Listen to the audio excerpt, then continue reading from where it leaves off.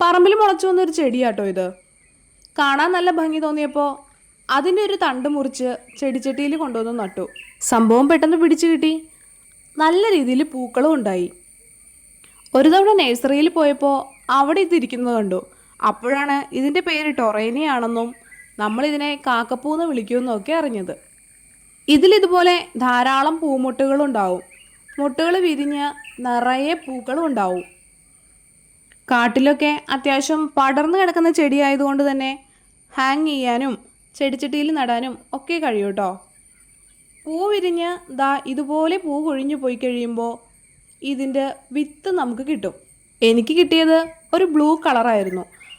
അതിൽ നിന്ന് തന്നെ എങ്ങനെയൊക്കെയോ മുളച്ചു വന്നു കഴിഞ്ഞപ്പോൾ കളർ മാറി ഉണ്ടായതാണ് ഈ കാണുന്ന കളർ. ഇതുപോലെ തന്നെ ഇതിൻ്റെ ഒരുപാട് കളറ് നഴ്സറികളിൽ നമുക്ക് കാണാൻ പറ്റും. ഇതിൻ്റെ ഒരു ചെടി ഉണ്ടെങ്കിൽ തന്നെ ഒരുപാട് കളർ ഉണ്ടാക്കി എടുക്കാൻ പറ്റും എന്നാണ് കേൾക്കുന്നത്. കമ്പ് മുറിച്ച് നട്ടും വിത്ത് പാകിയും ഒക്കെ ആട്ടോ ഇതിനെ നമ്മൾ വളർത്തിയെടുക്കുക.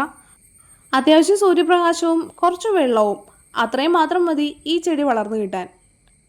പൂക്കൾ വിരിഞ്ഞ് അത് ഉണങ്ങിപ്പോയതിന് ശേഷം അതിൽ നിന്ന് തന്നെയാണ് നമുക്ക് ഇതിൻ്റെ വിത്തുകൾ ശേഖരിക്കാൻ പറ്റുക. ഇതുപോലെ തുറന്നു നോക്കിയാൽ ഇതിൽ ധാരാളം വിത്തുകൾ കാണാൻ പറ്റും.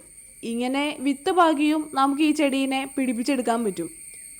ഒരൊറ്റ ചെടി ഉണ്ടെങ്കിൽ ഇതുപോലെ ധാരാളം വിത്തുകൾ പാകി നമുക്ക് ഒരുപാട് ചെടി കിട്ടുന്നതാണ്.